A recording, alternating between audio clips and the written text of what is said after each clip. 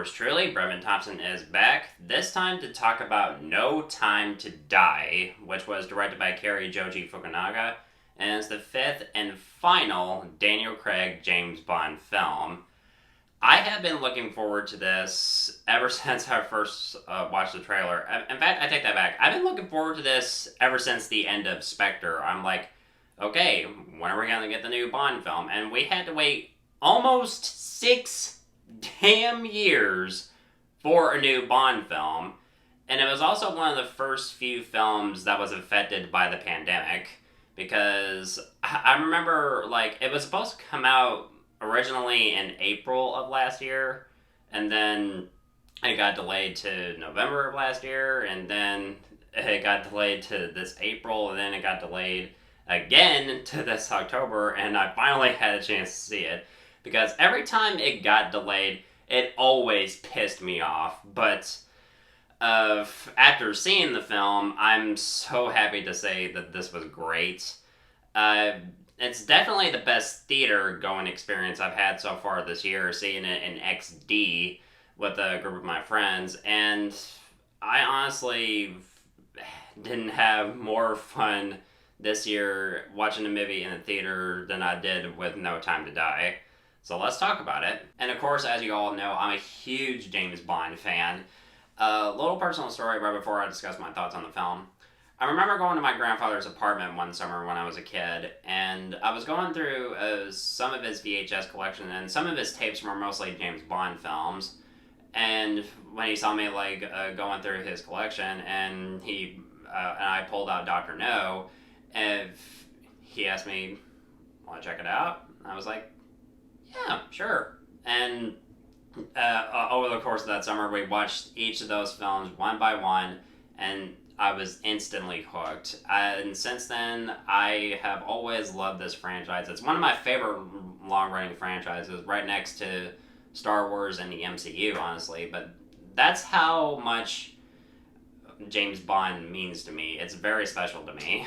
So James Bond has been out of active service for 5 years. His peace is short-lived when his old friend Felix Slider from the CIA turns up asking for his help, leading Bond on the trail of the villain known as Safin, who is armed with a dangerous new technology.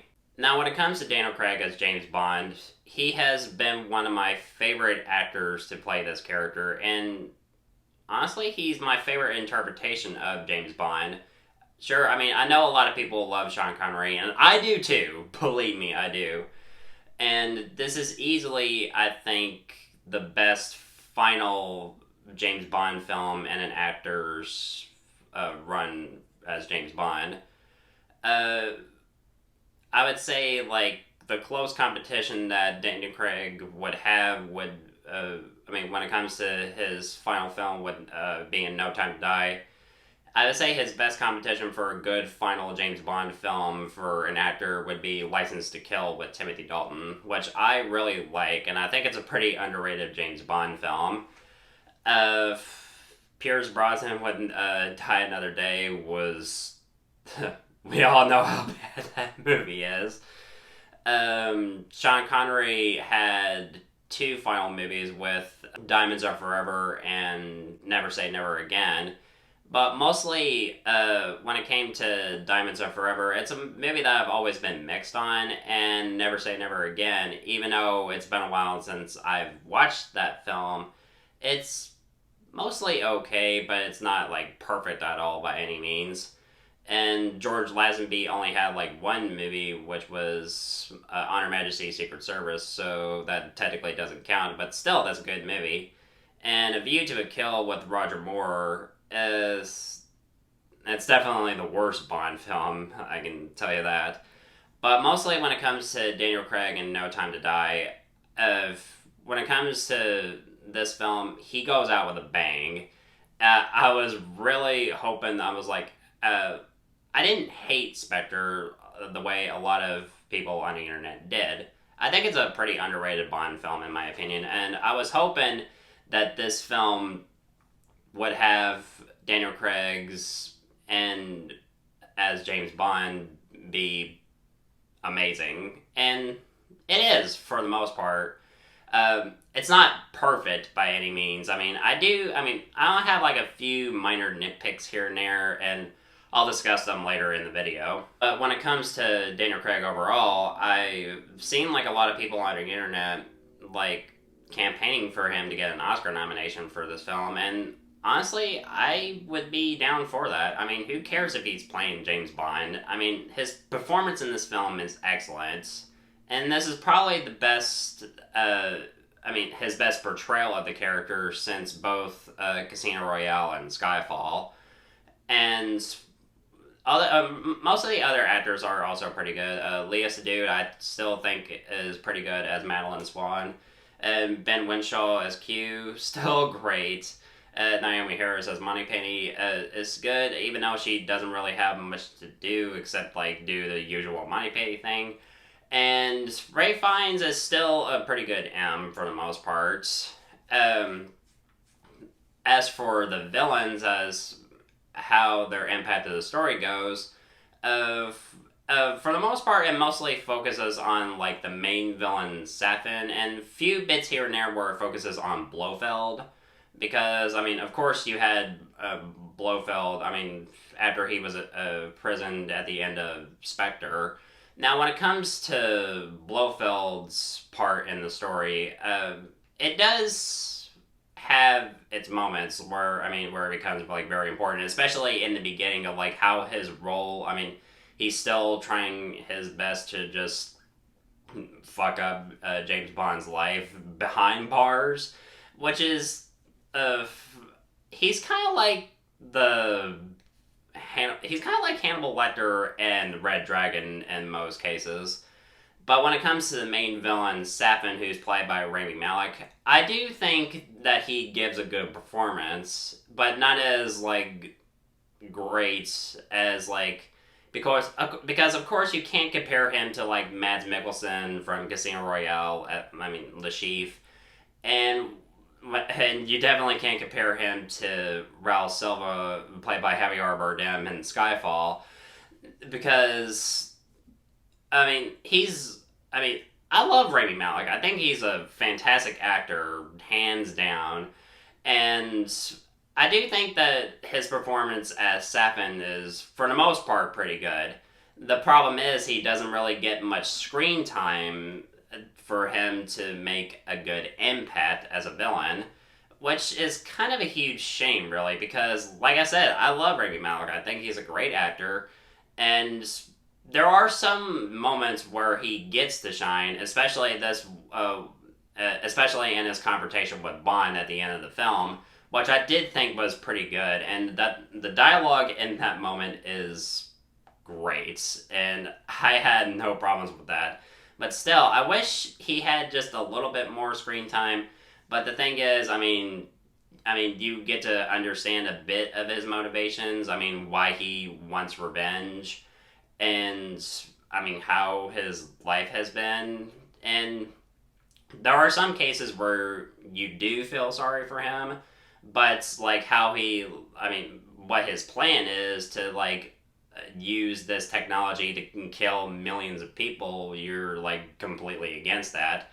There are some moments where you do feel sorry for him because of his past, but still, a creepy villain, but still, a good performance, but still, I wish he had more screen time to deliver more of a good impact. The Billie Eilish song, I do think is really, really good and very beautiful, and I do think that some people give her a lot of unnecessary shit for some reason, because Billie Eilish, she's talented. Come on. And Hans Zimmer's score, I think, for the most part, is really good.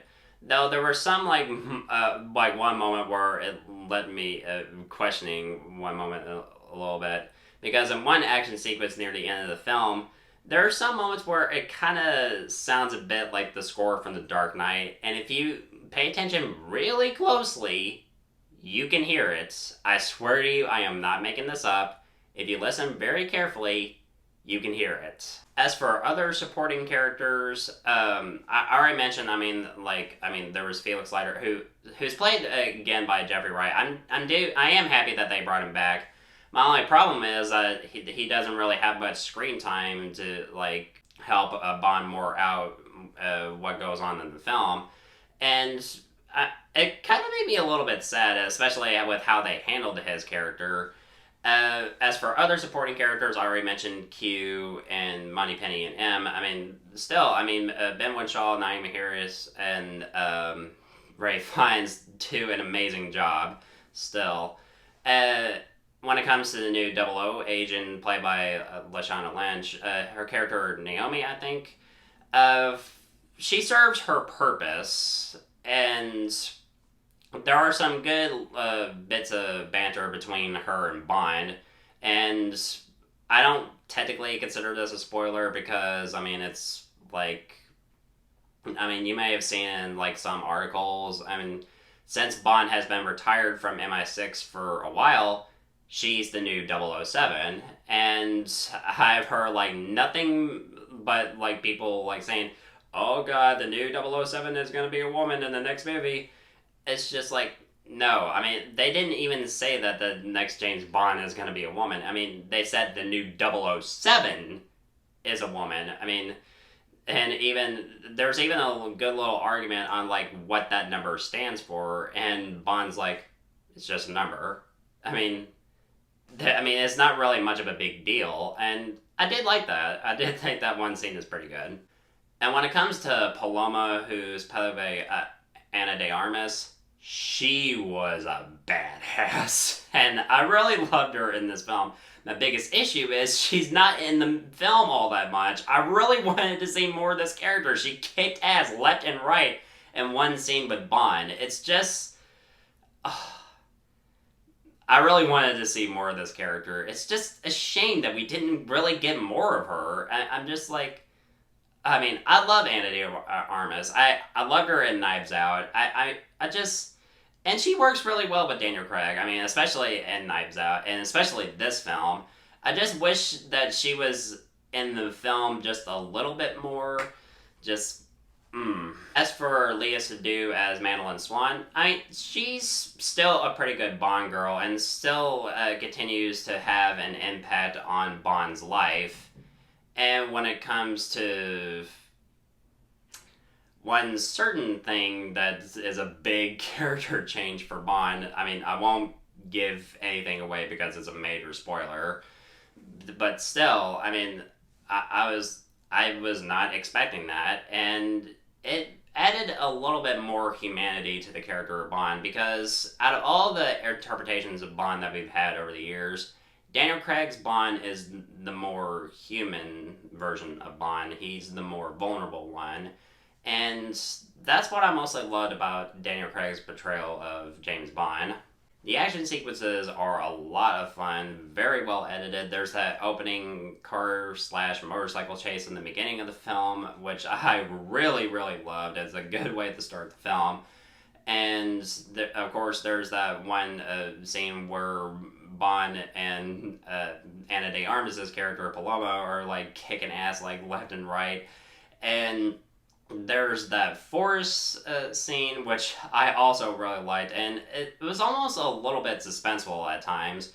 And of course, the big shootout at the end of the film, which was amazing, especially with Bond up a stairwell, just like shooting guys like left and right when they're popping out of doors and tossing grenades and everything. Is just like, I was just glued to the seat the entire time, and I was just like, I do not want this to end. It's just like, And it's definitely the most action-packed Bond film, in my opinion.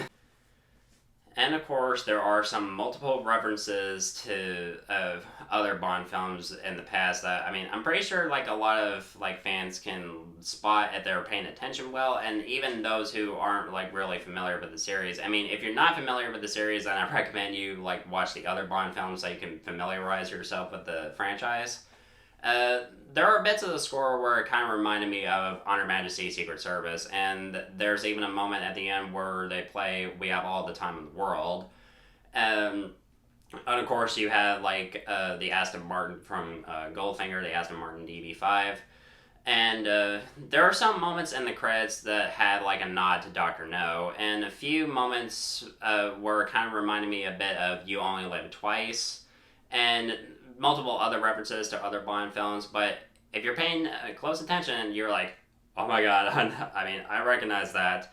So yeah, it was a good little moment for me. I definitely had like a lot of fun, like spotting references to other Bond films.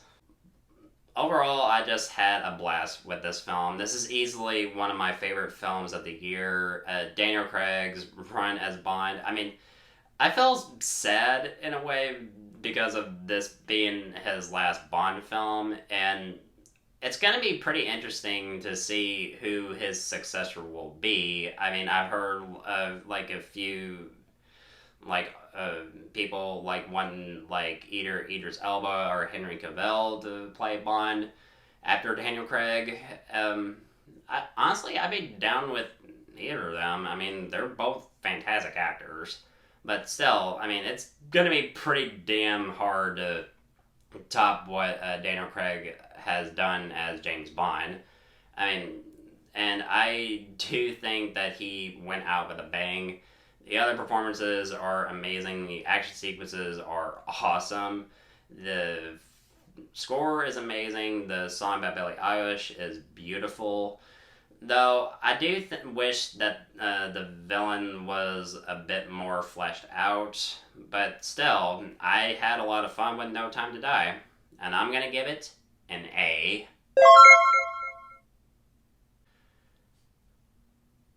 So what did you think of No Time to Die? Let me know in the comments below. And guys, thank you so much, as always, for watching. Looking forward to doing more videos really soon. And if you want my thoughts on old or new films, of course, you know where to find me.